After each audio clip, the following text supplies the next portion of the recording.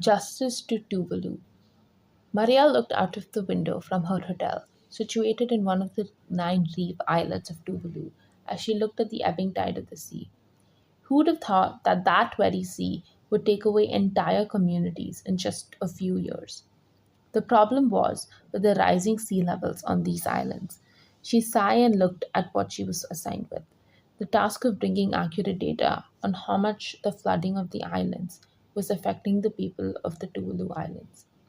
Maria was one of the 9 jury members of the International Court of Justice. She was from the Netherlands and hence had been handpicked to the case of the sinking of Tuvalu. The Netherlands, being close to the North Sea, also faced similar challenges and noticed early warning signs and took action to slow down the rate at which the sea was rising.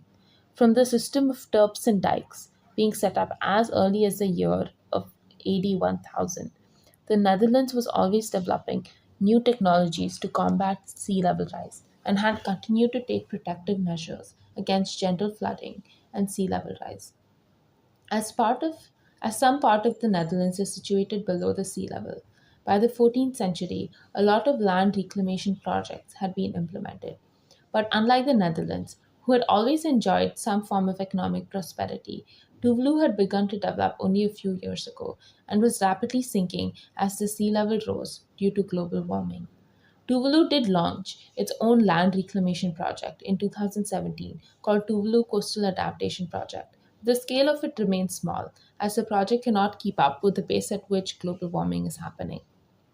A few weeks ago, when the case of the sinking of Tuvalu was introduced, most of the jury agreed that the sinking of a few islands was no big concern for the world. They said that no one country could take responsibility for the warming of the globe, and as of now, there were already economic and environmental measures taking place to limit global warming to 1.5 degrees, while many companies and industries vowed to achieve carbon neutrality by 2050. Initially, when the case came in, no one seemed interested, and the case was dismissed. A lot of countries and companies have refused to take responsibility, but the pressure to make a decision was creeping upon the team. Finally, her manager told her to go to the islands and assess the situation for herself. Why did other countries have to be held responsible for rising sea levels?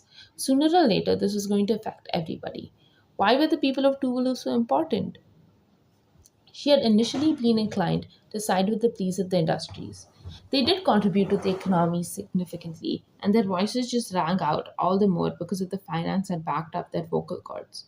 However, upon spending some time on the island, her resolve was tilting. She looked out of the window, observing how the local people went about their lives, lost in thought. In just a few decades, she couldn't help but think that the nation's youth wouldn't have seen their homeland at all. But what could she even do about it? It was unlikely that even with the most rigorous policy making and the most efficient implementation, the level of damage could be reversed. They were well past the 1.5-degree limit, and the trajectory didn't seem to dip anytime soon. Maria picked up her bag, deciding that a change in setting would probably bode well for her mood. That hotel room was comfortable, but maybe better circumstances would have found her in better spirits. She set off on the sidewalk, maintaining a brisk pace. Being out here offered a more optimal view than simply gazing out of her window. The only thing left to do was to find someone to talk to. Maria intended to get statements from all sorts of individuals. A little more walking led her to a cluster of houses, all built in irregular shapes. Rows and rows of coconut trees lined any free space, and she navigated through the gaps towards a man cutting up some wood outside his home. Maria walked closer, clearing her throat to announce her arrival. Greeting the man in broken Tuvalu, she had learned from the trip. Mercifully, the man, who introduced himself as Solofo, seemed to know English, although Maria felt bad for assuming he wouldn't. She explained why she was there and asked Solofo whether his community was facing any struggles because of the flooding.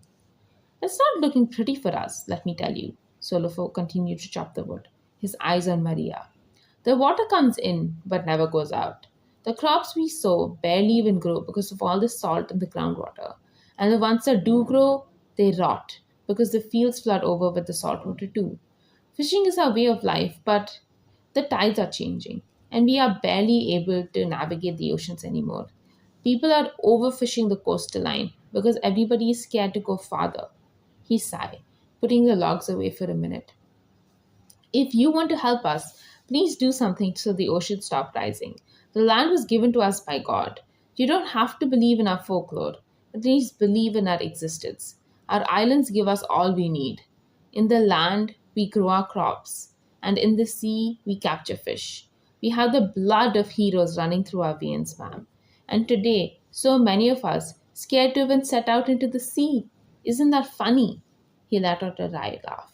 The pain in his voice left Maria feeling very queasy. She realized that the people of Tuvalu believed that this land was given to them by their god, and asking them to shift, albeit for their own safety, would threaten the continued identity and culture of the people. As the days passed, many locals jumped up to help her and showed her around their islands. These islands were economically and culturally thriving. Even though it had been colonized before by the British, it was now officially an island country with rich heritage and culture. She thought about the fact that they respected everything around them, animate and inanimate, how their own culture was a great booster for their economy, and how so many livelihoods were getting negatively affected by the rising sea levels. The situation had gotten so out of hand that their prime minister, during the COP26 meeting, had given his speech standing half submerged in water. By the looks of it, the government also was losing faith in preserving the land, which was a vital part of the culture of Tuvalu. Their whenua, because once the country got submerged, it was irreversible. There was almost no way they could rebuild their land if the sea level kept rising. They had decided to make a digital copy of their country so that future generations could look upon the true culture that they had as a community. The people of Tuvalu recognized that the effects of climate change, not just the sea level rise, would eventually affect the entire globe. To mitigate some of these effects, Tuvalu is actively involved in combating global climate change effects, including having negligible GHG emissions. For a community which connected this much to the very soil they lived on, it seemed wrong to get them all to shift when the major fault of the global warming crisis was not even theirs. All along, they had treated her with respect and treated Tuvalu so well. But all of this was going to be underwater in a few years if global warming continued at this rate. She decided then that it should be a global responsibility to look after all the places on the planet, and industries and countries should aim to have net zero emissions by 2030. Even more so because there are many countries who have signed the Paris Agreement, which says that they must provide support to any country being affected by the climate crisis. We were all in this together, Maria thought. There was something the Tuvaluans had taught her during their time there. When she got back, the smiles of the Tuvaluans were etched in her mind. Their pleas echoed in her ears, and the taste of their food lingered in her senses. The next day, when the committee officially finally met up again, she was asked to present her findings and the course of action regarding the country of Tuvalu. Maria had come prepared. In her report, there were clear action items which adhered to the international law, which urged individuals and collectives to put conscious effort into keeping global warming at maximum 1.5 degrees centigrade, which could be achieved by mitigation measures. Climate warming above the 1.5 degree centigrade point would lead to the island being submerged, an existential threat to the people of Tuvalu, its land, resources, and infrastructure. This would also affect the different types of environments, like marine, terrestrial, coastal, around Tuvalu, which help the people sustain life on the island. The proposed effort would include global nations to cooperate and provide financial, technical, and logistical support to aid mitigation efforts. But the most important part was the fact that these policies would strive towards protecting and respecting the rights of all the people and their culture to be affected by climate change. Supporting Tuvalu would be similar to supporting any other country affected by climate change. And this is a joint responsibility that needs to be taken from superpowers around the world. It was a very comprehensive report, and she hoped that the action items would be implemented. She couldn't imagine such a beautiful place and its heritage getting lost due to climate change. Thank you.